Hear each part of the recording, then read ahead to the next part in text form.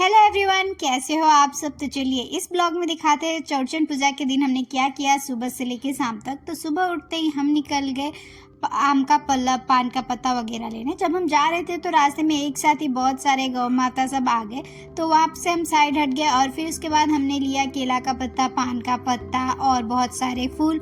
और ये सारा चीज़ ले लेने के बाद हम वहाँ से निकल गए और हम चले गए कमल का फूल लेने। और यहाँ पे मम्मी देख रही थी केला, तो हमने लिया कमल का फूल और केला और फिर हम वहाँ से निकल गए क्योंकि हमें फल भी लेने थे। तो मम्मी ने यहाँ पे देखा अमरूद हमने वहाँ से लिया।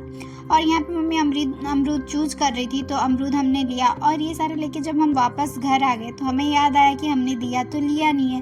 तो फिर मैंने दिया किया ऑनलाइन ऑर्डर और इतने में मम्मी ने स्टार्ट कर दिया सूजी भूनने के लिए, क्योंकि हमें पिड़िकिया बनाना था। पिड़िकिया, खजूरिया, दाल वाला पूरी, ये सारा चीज़ चौरचन के दिन प्रसाद में बनता है।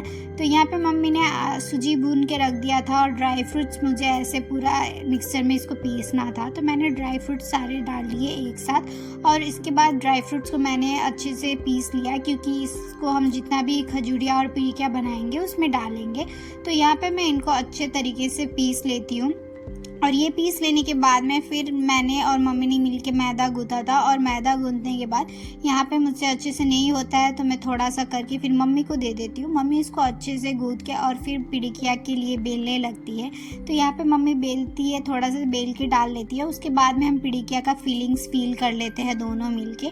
और कुछ पिड़िकिया रेडी हो जाने के बाद में मम्मी चली जाती है तलने के लिए। तो पहले अभी मम्मी बेल के इसको रेडी करेगी और मैं साथ में ही फीलिंग्स रेडी कर रही हूँ। तो यहाँ पे मैं फ़र्स्ट टाइम कर रही थी तो मैं धीरे धीरे कर रही थी, क्योंकि मैंने भी ये फ़र्स्ट टाइम पिड़िकिया बनाया था मम्मी के साथ, मम्मी के हेल्प से।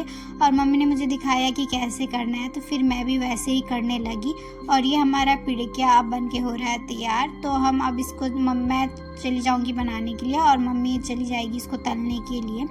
तो यहाँ पे मम्मी ने तेल में तलना स्टार्ट कर दिया। और इसको तलना होता है बहुत ही धीमे से आंच में, क्योंकि अगर आप हाई फ्लेम में तलोगे इसको तो ये बाहर का जो कवर है वो जल जाएगा, बट अंदर से अच्छे से नहीं पक पाएगा। इसीलिए इसको बहुत ही आराम से कम फ्लेम में पकाना होता है। तो हमारा खजूरिया और पिड़िकिया तो हो गया है तैयार।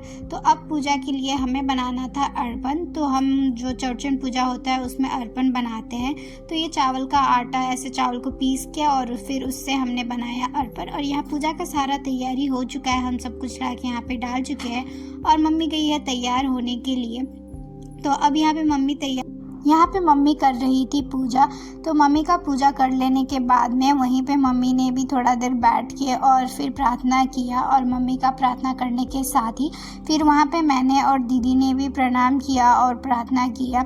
एंड वो कर लेने के बाद में तो यहाँ पे पूजा हो जाता है हमारा ख़त्म। उसके बाद जो बचे हुए पूड़ियाँ थे वो हम चले गए तलने। आपको वीडियो अच्छा लगा तो वीडियो लाइक कीजिए और चैनल सब्सक्राइब कीजिए।